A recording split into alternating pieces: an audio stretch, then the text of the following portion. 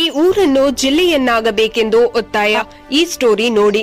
ಪಟ್ಟವರ್ಧನನ ಸಂಸ್ಥಾನ ಕಾಲದ ಬೇಡಿಕೆಯಾದರೂ ಇನ್ನೂ ಕೂಡ ಬೇಡಿಕೆಯಾಗಿಯೇ ಉಳಿದಿದ್ದು, ಎಲ್ಲ ರೀತಿಯಲ್ಲೂ ಜಿಲ್ಲೆಗೆ ಅರ್ಹತೆ ಹೊಂದಿರುವ ಜಮಖಂಡಿ ಪಟ್ಟಣವನ್ನು ಜಿಲ್ಲೆಯನ್ನಾಗಿಸಬೇಕೆಂದು ಸರ್ಕಾರದ ಮೇಲೆ ಒತ್ತಡ ತೀವ್ರವಾಗಿದೆ. 1997ರಲ್ಲಿ ಬಾಗಲಕೋಟೆ ವಿಜಯಪುರ ಅವಿಭಾಜಿತ ಜಿಲ್ಲೆ ಮಾಡುವ ವೇಳೆ ಜಮಖಂಡಿ ಜಿಲ್ಲೆಯಾಗಬೇಕು ಎನ್ನುವ ಕೂಗು ಬಲವಾಗಿ ಕೇಳಿಬಂದಿತ್ತು.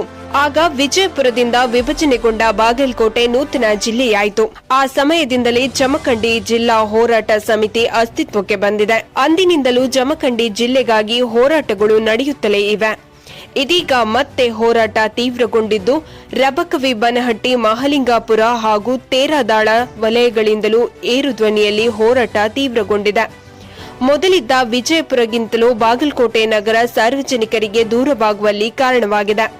ಕಳೆದ 20 ವರ್ಷಗಳಿಂದ ಇಲ್ಲಿನ ಸಾಮಾನ್ಯ ಜನತೆಗೆ ಜಿಲ್ಲಾಡಳಿತ ಅಥವಾ ಜಿಲ್ಲೆಗೆ ಸಂಬಂಧಿಸಿದ ಕಾರ್ಯಗಳು ಗಗನಕುಸುಮವಾಗಿದೆ. ಸಣ್ಣ ಪುಟ್ಟ ಕೆಲಸಗಳಿಗೂ ಬಾಗಲಕೋಟೆಗೆ ತೆರಳಬೇಕಾದರೆ ಇಡೀ ದಿನ ಸಮಯ ವ್ಯರ್ಥವಾಗುತ್ತಿದೆ.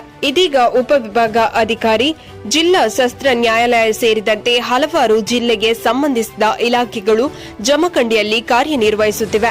ಮೂಲಭೂತ ಸೌಕರ್ಯಗಳನ್ನು ಒಳಗೊಂಡ ಪ್ರದೇಶವಾಗಿದ್ದು, ರಾಜ್ಯ ಸರ್ಕಾರವು ಶೀಘ್ರವೇ ಜಮಖಂಡಿಯನ್ನು 32ನೇ ಜಿಲ್ಲೆಯನ್ನಾಗಿ ಮಾಡಬೇಕೆಂದು ತೇರದಾಳದ ಪದ್ಮ ಆಸ್ಪತ್ರೆಯ ಡಾಕ್ಟರ್ ಎಂಎಸ್ ದಾನಿಕೊಂಡ ತಿಳಿಸಿದರು.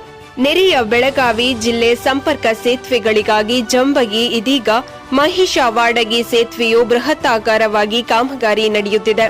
ಈ ಭಾಗದ ಆರೋಗ್ಯಕ್ಕೆ ಸಂಬಂಧಿಸಿದ ಜಿಲ್ಲಾ ಆಸ್ಪತ್ರೆಯ ಸೌಲಭ್ಯಗಳಿಗೆ ಬಾಗಲಕೋಟೆ ತುಂಬಾ ದೂರವಾಗುತ್ತಿದೆ. ಅಲ್ಲದೆ ಬಡ ರೋಗಿಗಳು ನಿಜವಾಗಿಯೂ ಸೌಲಭ್ಯಗಳಿಂದ ವಂಚಿತರಾಗುತ್ತಿದ್ದಾರೆ.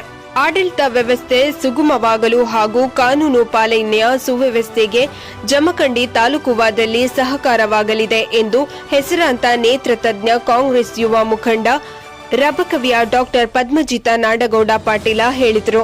ಮಾಜಿ ಸಚಿವ ಸಿದ್ದು ನ್ಯಾಮಗೌಡ ಹಾಗೂ ಮಾಜಿ ಶಾಸಕ ರಾಮಣ್ಣ ಕಲ್ಲುತಿ ಅವರ ನೇತೃತ್ವದಲ್ಲಿ ಹಲವಾರು ಹೋರಾಟಗಳಿಗೆ ಅಣಿಯಾಗಿದೆ. ಬಿಳಗಿ, ಮುಧೋಳ, ಜಮಖಂಡಿ, ಬಬಲೇಶ್ವರ, ಅಜನಿ, ರಾಯಬಾಗ ತಾಲೂಕು ಒಳಗೊಂಡ ನೀಲನಕ್ಷೆಯನ್ನು ತಯಾರಿಸಿ ಸರ್ಕಾರದ ಮುಂದಿಟ್ಟಿದೆ.